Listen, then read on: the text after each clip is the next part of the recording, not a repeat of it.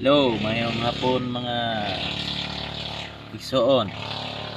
Natay topic karon mga igsoon akong ipambit kaninyo. Mga igsoon, arito sa Hebro kapitulo 13 bersikulo 5 ug 6. Ayaw higugma ang salapi. Kinahanglang makontento kamo sa unsay anakan niyo. Kay nag-ingon ang Dios dili ko gayud kamo biyaan o talikdan. Sa size busa may kaisog kita sa pag-ingon ang Ginoo may akong magtatabang dili ako mahadlok kay unsa bay mahimo sa tawo kanako. Haleluya mga igsoon. Nag-ingon diri igsoon nga dili nato igagmao ng salapi mga igsoon.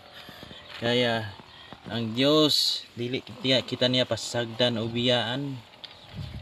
Kumusta man igsoon ang imo mga pangalandungan nimo ni mga panigsoon ng bersikulo sa Hebro kapitulo 13 bersikulo 5 nga dili kita angay maghigugma sa salapi igsoon kay dito nimo mahibaw-an igsoon nga ang tao nga naghigugma sa salapi dito sa Roma kapitulo 1 bersikulo 29 nga puno sila sa kahakog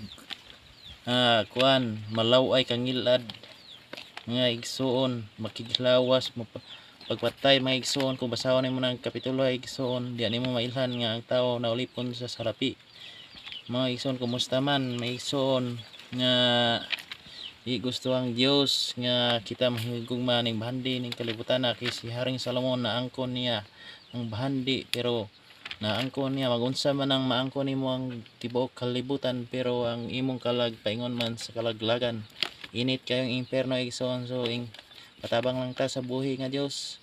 Wala man ko miingon nga sala nang mangwarta unsa diha pero kinahanglan ta moduol sa presensya sa Ginoo kay gikuanta sa Ginoo aron pagday pagpahimuot kaniya kay naingon na siya sa Mateo 6:33 nga apan labaw sa tanan unahanging harian sa Dios nga nasa langit ug iyang pagkamatarong ug tanang butang ikadugang lamang mga igsoon. So naingon kung basahon po na nimo ng Efeso 5:2-4 nga dili ta na dihay passage mga igsoon nga nga wala kay muti sa Ginoo nga dapat kita magmitay dita magdinalo mga igsoon. Di kita magpasiaw mga laway nga sobra na nga pasiaw mga igsoon basig wala ka na mga kanang siaw nga dili na makapanalangin mga igsoon. Di gusto ana nga Dios igsoon. Sa Hebro 6 mga igsoon di kita mahadlok bisan may kaisog kita sa pag-ingon ang Ginoo ang maayo akong magtatabang dili ako mahadlok di kita mahadlok mga igsoon kay unsa bay mahimo sa tawo kanako mga igsoon. Daghan ingon nga si Jesus mao ang maayong magtutudlo.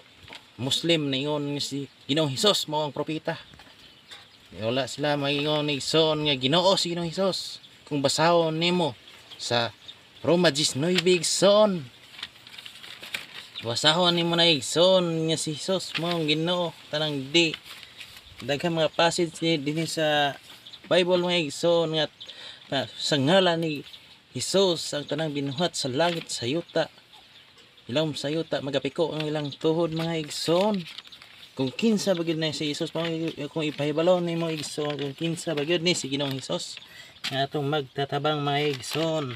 Si Ginoong Hesus mao ang inubanan sa dihang niingon ni saka sa langit si Ginoong Hesus sa panahon nga gitugyan na siya sa mga parasiyo gilansang sa cross giula nagpalapdos giantos niya siya may walay sala sa unang Juan 5 malaguna basahon nimo na pangitaon ay mga igsoon nga si Hesus may walay sala mga igsoon. 5:3 murag basahon lang yun igsoon I forgot pero sulaylag basa na mga igsoon nga si Jesus mo yung sala pero naa sa Roma 3:23 nakasala ang tananog dahil layo sa baya sa Dios. Kung gusto ang Dios nga ang kunong lang nimo igsoon nga ikaw nakasala magpatabang ka sa Dios, magpahinlo ka pinaagi sa iyang hamili nga dugo nga giula sa cross sa Kalbaryo. Hinlo, mahinlo ka igsoon. Gusto nga Dios nga gikan sa imong babay confess nimo nga ikaw nakasala, mga igsoon. May complete repentance, hinulsuli lang imong mga sala igsoon. Kay may usay pitkan ta sa Ginoo igsoon tungod base man sa to mga binuhatan mga igsoon. Manang igsoon, dili nimo i-blame sa laing tao kung unsa imong nasinati, mga struggle man igsoon, mo pamalandongi kung unsa imong nabuhat nga igsoon, kung unsa imong nabuhat pamalandongi kung unsa ba imong sala nga nakabalatian man ka na igsoon, nagkalisod-lisod man ka na may nawala ni mga mahal sa kinabuhi mo pamalandongi igsoon, mga sa kanapakas kay ang Ginoo tungtunganan ang langit sa Ginoo, ang buhat nimo sa tako nakita na sa Ginoo, kung dinhi sa kalibutan na ay CCTV mas labaw pa dito sa langit mga igsoon. Kung naa ka tinud-an makadawat ka sa tinud-an ng repentance Ginoo kay niari sa kanhi sa daang tipan mga igsoon si Iba ug si Ada nakasala tungod kaon nila ang bunga sa prutas nga gibawal sa Ginoo, bunga sa kahoy nga prutas nga gibawal sa Ginoo. Sila nakasala og naangko na prenda ang kalibutan ni Satanas mga igsoon. Pero sa bagong tipan ni anhe ang Ginoo nga mo si Kristo Jesus mga igsoon, gipagamatyan ka sa cross Kalbaryo mga igsoon, dala ang kinabuhi o gingharian sa langit igsoon. Kung kinsa magini si Jesus, kung kadawat kay kinunanay ni gining Jesus nagingon siya sa buhat kapitulo 8 mga igsoon, mahimo kang saksi sa Samaria sa Judea mga igsoon. Nakahimo pa kagyatak sa mga bitin halas mga igsoon na naaba na sa nabasahon mo na sa Lucas 12:32 mga igsoon nga gidala may mga panon nga dawatan gingharian sa Dios nga pinagi sa ngalan ni Jesus makadawat ka og gingharian mga igsoon. Ingon pa siya sa Juan 3:16 mga igsoon, gihigugma sa Dios ang kalibutan, padala niya ang bugtong anak nga si Ginoong Hesus mga igsoon, ay tanang modawat mosalig makabaton sa kinabuhing dayon mga igsoon. Dili lang kay nakadawat ka ng Ginoong Hesus na kay buluhaton na ingon sa ikaduhang Korintos 5:18, gibuhat kini sa Dios ang tanan. Panatay mga tahas mga igsoon. Natay buluhaton, natay mission igsoon nga mga tawo nga nahilayo si maya sa Dios, mahibalik maya sa Dios. Si maya sa Dios mga igsoon. Hallelujah Lord. Hallelujah Jesus, thank you sa imong pulong karon mga igsoon. Kini basahon mo na kung unsa bagid si Jesus sa imong kinabuhi. Basahon nimo na sa Juan. Juan 14:26 ug Juan 3:16, Lucas 10:19 mga igsoon. Lucas 10:19 kung unsa bagid na si Jesus. Mga igsoon, ang itang mahadlok kay igsoon, di ta mahadlok sa tao kundi kahidlokan nato ang Dios nga makalaglag sa kalag, mapatay sa kalag mga igsoon na sa Mateo 10:28 igsoon. Ang Dios mo'y kadlokan mga igsoon kay siya ay makapatay sa kalag. Init kayong imperno igsoon, nagdilaab na pay mga sapat dito sulod gawas imong lawas nga gilok kayo, init pa gyud kay nagkalayo man ang lawas mga igsoon.